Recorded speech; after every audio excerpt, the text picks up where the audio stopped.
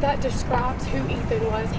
He was the kindest person, the kindest soul.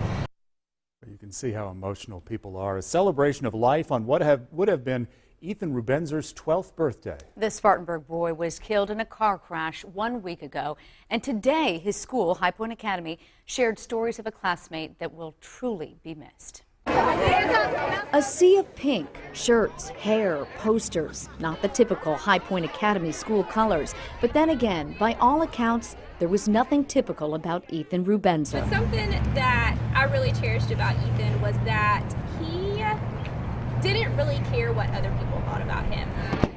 Today, on what would have been his 12th birthday, more than 100 sixth graders celebrated a classmate that stood out, most of all, for his kindness. He was probably one of the bravest and smartest and funniest kids I've ever known.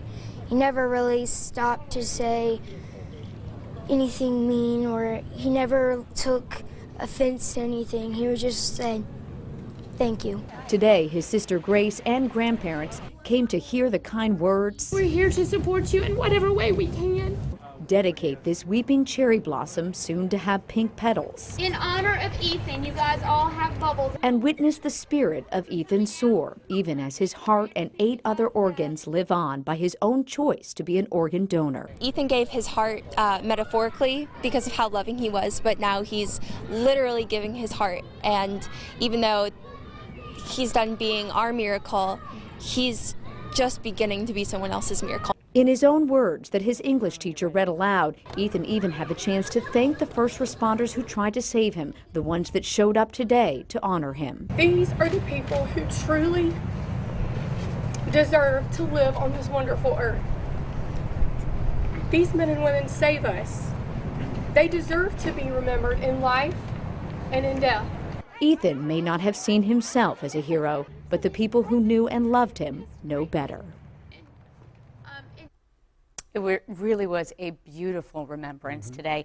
Ethan's mom was driving that car when they were hit, and we did ask Ethan's sister how she's doing. She is out of the hospital now, but had suffered a lot of injuries from broken ribs. So in addition to the physical pain, dealing with the emotional pain, it's obviously overwhelming. You just hope that that outpouring of love from all the people at that school will at least help a little bit for that family, right? Oh yeah, and that's the sense that I got today in talking with Ethan's sister and seeing the faces of Ethan's grandparents. I think they were truly touched by this beautiful ceremony. It really was. Yeah, no kidding. Well, meanwhile, we should update you. Police say that Michael Kelly was in court again today. He is the one who's charged with DUI after police say he hit the car that Ethan's mom was driving while out on bond from a prior drug charge. Now, we're waiting to hear back on whether a judge will deny Kelly's appeal to get out on bond.